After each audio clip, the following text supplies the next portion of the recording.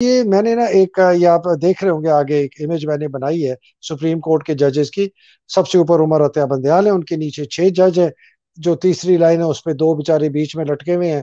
اور نیچے والے جو ہے جن کو میں غدار بینچ کہتا ہوں، یہ یا وہ ایک زمانے میں ڈوگر بینچ. تو یہ قائز عیسیٰ کا غدار بینچ ہے. انہیں بتاتا ہوں میں غدار بینچ کیوں کہتا ہوں. عمر عطیہ بندیال کے ساتھ جی 6 ایسے جسٹسز ہیں، تو یہ ٹوٹل 7 ہو جاتے ہیں. یہ وہ لوگ ہیں جن کا ایک عام طور پر 90% پاکستانی اور قانون دان سمجھتے ہیں کہ یہ آئین اور قانون کی بالادستی رکھنا چاہتے ہیں. اس کے اندر اعجاز الحسن، منیب اختر، مظاہر نقوی، محمد مظہر، عائشہ ملک اور شاہد وحید. کئیوں کے نام میں نے لال کیے ہوئے، میں بتاتا ہوں کیوں. ان کے نیچے جو لٹکے ہوئے ہیں نا، وہ امین الدین، حسن رضوی، ان کا کوئی پتہ نہیں کون کس پہ دباؤ ڈالے تو یہ کس طرف چلے جائیں. نیچے ہے جی غدار بینچ. غدار بینچ ہے جی فائز عیسیٰ، سردار طارق، مندو خیل، منصور علی شاہ، یحییٰ فریدی، اطہر من اللہ.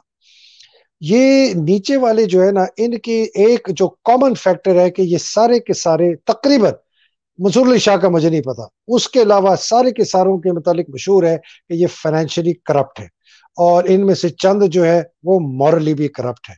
اب میں اس سے زیادہ بات نہیں کرتا، لیکن ایک کامن تھریڈ ہے ان کے اوپر. فائز عیسیٰ صاحب کی تو خیر ہمیں بات بالکل صاف پتہ ہے کہ انہوں نے کس طریقے سے اپنے آپ کو بچایا. اپنی جو بیوی کی، ان کی جو منی ٹریل نہیں دکھا سکی کہ یہ میرے پاس پیسہ کہاں سے آیا، کتنا میں نے کمایا، کیسے میں نے لندن بھیجا، یہ میں نے گھر کیسے خریدے. ٹیکنیکلی انہوں نے اپنے آپ کو ایکسٹریکیٹ کر لیا. یہ جنگ شروع کی ہوئی، یہ بارودی سرنگیں پھاڑی کس نے؟ قاضی فائز عیسیٰ کو کس نے کہا کہ کیس ہو رہا ہے مارکس کا، حافظ قرآن کا، اور تم ججمنٹ دے دو سو موٹو پہ؟ کس نے امین الدین کو کہا کہ تم ان کے ساتھ جو ہے نا علیحدہ ہو جاؤ؟ کس نے مندوخیل کو کہا کہ اب تم بھی علیحدہ ہو جاؤ؟ ایک دن پہلے کچھ کہہ رہے، اگلے دن بالکل الٹی بات کر رہے. تو یہ کس نے ان کو کہا یہ کرنے کے لیے؟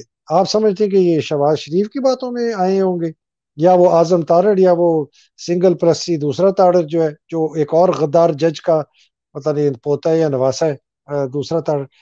یہ نہیں، عاصم منیر اس کے پیچھے. عاصم منیر ہے. عاصم منیر نے یہ بارودی سرنگیں پھاڑی، ان کو کہا کہ تم یہ کرو کہ یہ اتنا گندا ہو جائے، یہ اتنی کنٹروورسی پڑ جائے کہ جو بھی ججمنٹ یہ دیں، یہ جو 3 ممبر بینچ ہے، یہ بالکل کنٹروورسی میں ہو جائے. اور حکومت کو کہا تم یہ بیان دے دو.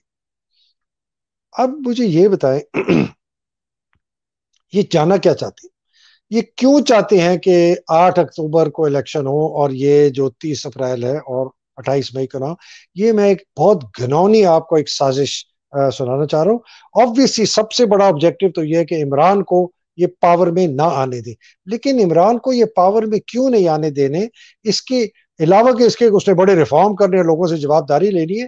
یہ نہیں چاہتے کہ پہلے سپٹمبر سے پہلے، قاضی عیسیٰ کے چیف جسٹس بننے سے پہلے، عمران کسی طریقے سے پاور میں الیکشن میں آ جائے. یہ ان کا ہے. اور یہ اسمبلیاں نہ آ جائیں کہ ان کا جو پریزیڈنٹ ہے وہ ان کے ہاتھ سے نکل جائے. یہ سنجرانی ان کے پاس ہے.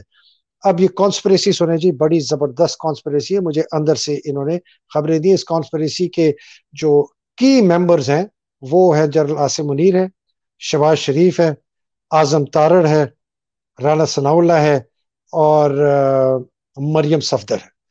یہ اور نواز شریف کی اس میں obviously کنٹریبیوشن، لیکن اس کا دماغ تو آپ کو پتہ ہے ڈھکن ہے، وہ کیا کنٹریبیوشن دے گا. یہ انہوں نے کہا ہے کہ جی الیکشن مت کراؤ. قاضی فائز عیسیٰ سپٹمبر میں چیف جسٹس بنے گا. وہ 3 یا 5 ممبر بینچ بنائے گا. وہ 3 یا 5 ممبر بینچ اس چیز پر بحث کرے گا کہ آیا جو تقرریاں ہوئی ہیں سپریم کورٹ پہ موجودہ، جو ایلیویشن ہوئی ہے، یہ قانونی طور پر ہوئی ہے یا نہیں. اور یہ بینچ جو ہے، اس کے اندر وہ لوگ ہوں گے جنہوں نے آبجیکٹ کیا ہوا ہے پہلے.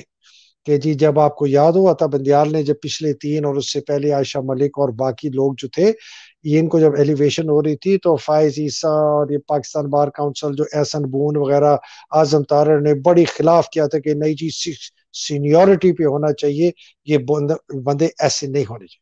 تو یہ اس کو کھولیں گے. پھر یہ کہیں گے جی ہم نے یہ فیصلہ کیا ہے کہ یہ جو، چونکہ ہم نے اس وقت بھی آبجیکٹ کیا تھا اور ہماری یہ ان رائٹنگ ہے، یہ جتنے جج تعینات ہوئے ہیں جنہوں نے سپرسیڈ کیا ہے اپنے سے سینئر ججز کو سپریم کورٹ میں آنے کے لیے، ان کو واپس بھیج دیا جائے اپنے اپنے ہائی کورٹ میں۔ اب یہ نالال نام آپ دیکھیں جو میں نے آپ کو دکھائے، اس میں کون؟ منیب اختر، محمد مظہر، عائشہ ملک، شاہد وحید اور حسن رضوی، بیچ میں جو لٹکا ہوا ہے، یہ 5 جو ہیں جی چلے جائیں گے۔ ان کی جگہ کون آئیں گے یہ ذرا سنیں جی۔ احمد علی شاہ جناب سندھ کا چیف جسٹس، عامر بھٹی لاہور ہائی کورٹ کا چیف جسٹس، عامر فاروق اسلام آباد ہائی کورٹ کا chief justice, chief justice Balochistan, اور 5واں شاید یہ جو چیف جسٹس نئی ابھی آئی ہیں پشاور ہائی کورٹ کی، اگر ان کو انہوں نے قابو کر لیا تو ان کو کہیں گے بھائی تم یہاں سے کر کے ہم تمہیں سیدھے ایلیویٹ کر کے سپریم کورٹ لے آتی کوئی اور۔ تو 5 ان کے آ جائیں گے، 6 یہ پیچھے سے خود بیٹھے، 11 میں سے 5 15 ہے نا، اور 2 بھی بعد میں بھی اپنے ہی لے کے آئیں گے، تو 11 2 13، تو یہ 13 4 کا بینچ ہو جائے گا، 17 ہوتے ہیں پورے۔ 13 غدار بینچ قاضی عیسیٰ کا، اور 4 جو ہیں جی وہ بےچارے یہ کیا ایک مزار نقوی رہ جائے گا، اعجاز الحسن رہ جائے گا، پتہ نہیں امین الدین کدھر جاتا ہے، اور میرا تو خیال ہے شاید یہی ہو، یہ 15-2 کا بینچ ہو جائے گا۔ یہ ہے جی۔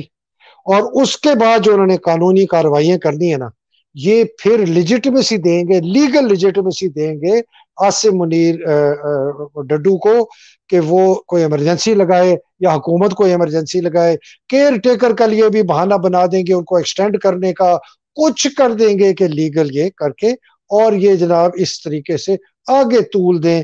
عمران خان کو انہوں نے جناب اریسٹ کیا، اریسٹ کر کے ٹرائی کریں گے، اس کو کنوکٹ کریں گے، اس کو ڈیبار کریں گے، اس کو ڈسکوالیفائی کریں گے، اس کی پارٹی کو بین کر دیں گے، ان کے سارے پیسے منظر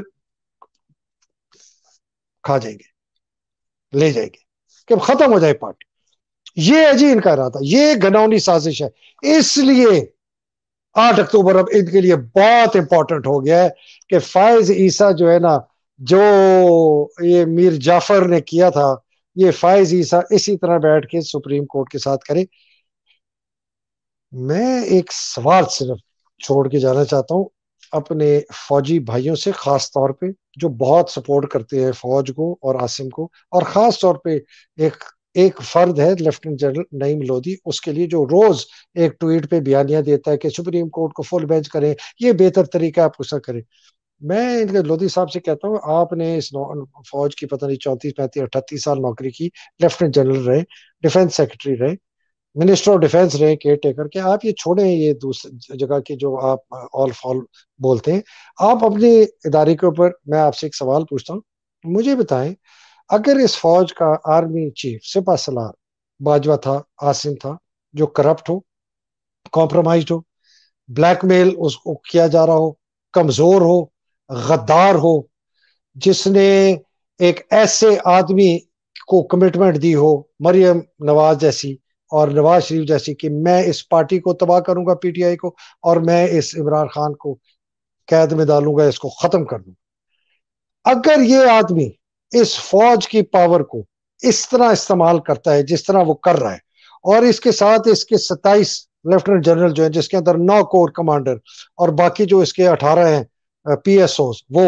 اور اس کے نیچے جو اس کے 150 کے قریب میجر جنرل ہیں، اس کے نیچے جو اس کے کوئی 1000 ایک کرنل اور بریگیڈیئر ہے جو ریڈ ٹیپ پہنتے، جو پوری فوج کے اوپر جن کا قبضہ ہے، جو کمانڈ ہے، جو کنٹرول کرتے ہیں، اگر یہ ساری طاقت استعمال ہو رہی ہے پاکستان کو ایک آگ کے اندر لے جانے کے لیے، فری اینڈ فیئر الیکشن کو روکنے کے لیے، ایک غدار آرمی چیف اس کی فوج کے اوپر بیٹھا ہو، لیفٹیننٹ جنرل نعیم لودھی مجھے سوال کا جواب دیں کہ اس آرمی چیف کے ساتھ، اس کے اس 27 لیفٹیننٹ جنرلز کے ساتھ، اس کے اس 150 میجر جنرلز کے ساتھ، اس کے 1000 کرنل اور بریگیڈیئر کے ساتھ کیا کرنا چاہیے اس فوج کو؟